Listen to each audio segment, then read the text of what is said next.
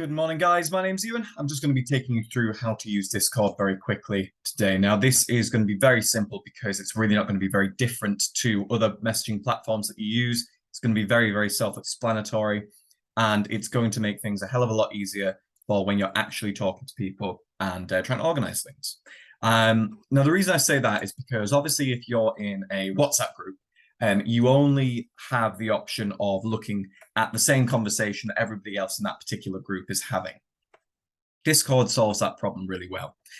Now, I'll get into how it does that. Basically, when you get the link from the Insight group and you've got Discord downloaded, you've made your account and everything like that, you'll probably see a screen quite similar to this. You'll be asked to either go to rules or introductions, and this is where you can just make your introduction, make sure that you've got the rules up here. And then you can go down the left-hand side here that you can scroll, and this will give you access to the different channels here, okay? Just going to close that little advert. This is going to give you access to the different channels. So these channels are usually broken up, so general, announcements, strategies, and areas, and then right at the bottom here, we've got the voice channels. These are broken up that way because, like I said, in WhatsApp, you can only really be viewing one conversation that's happening at a time. Whereas here, let's say that I'm doing holiday lets, for example. You can come and talk to other people who are doing holiday lets, and that just means that you're not all talking about the same thing, and you can ask more specific questions. You can ask questions to people who might have already done exactly what you've done. It just makes a lot more sense to set it out this way as well. What you can also do is when you enter one of these channels, you could see, so let's say I'm interested in what Josh is saying here. I'm an investor with 100K, and I'd like to see what he's got to show me. He's already got a holiday, that sounds good. So if I want to start talking to Josh and ask him a few questions, I could directly message him. I could also reply to him, and that would mean that everybody else sees that. What I could also do, though, is create a thread.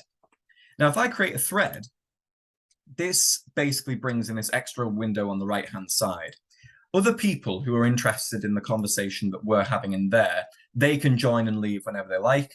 And essentially what happens when you make a thread is Josh's post there becomes the top comment in the thread, and everyone just talks on that particular post. So again, you're breaking it down really nicely now so that people can have much more sort of in-depth discussions, and they're not all reading things that just may well not be relevant to them for a long time.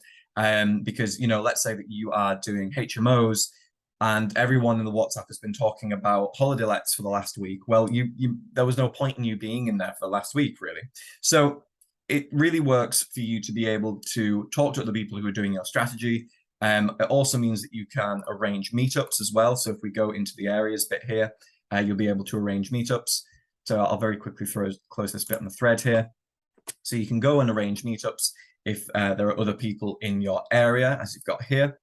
And then if you want to as well, when you join a voice chat room, like you can here, you'll join it, your microphone, you speak or switch on, and then you can talk to other people in there if you'd rather talk rather than typing. And then before you leave, just make sure to disconnect from it, and then you're not hearing everybody else's conversation that's still happening in there. The idea with Discord is that people can get the information they need. They can join discussions that concern them a lot more directly, a lot quicker. And also, you know, just by scrolling through WhatsApp, it might not always be very obvious, oh, you know, who's that person that I was talking to last time? You've got to scroll back through all the conversations. Whereas if you know there was someone I was talking to and it was on holiday lets and it was on, we made a thread on it, you can find the information that you're looking for really easily. And you can also start discussions on information that you want really easily. Once you've gotten yourself familiar with this, and it will be very, very quick, you've got a couple of other just things down here on adding emojis and that sort of thing. If you click this little plus button, you can also upload a file. So that's not restricted to just images. You can also start uploading things like PDFs if you want people to look at that. And if you go further down here as well, user settings just means that you can change your profile. So you can change the picture that people see. You can change your name here as well. You can also set yourself a password, that kind of thing. Along the right-hand side, you can see who is online. If you click these people, you'll get this little pop-up and you can message them.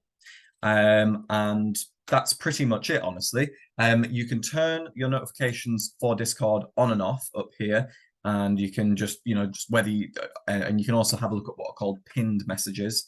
Pinned messages will be things like these. They'll have a little pin next to them. So you can, you can be quite active with what you want to see, what you don't want to see, and that's really what Discord offers you over things like WhatsApp, Messenger, or Twitter. So thank you very much, guys. I hope to see you on Discord. Take care.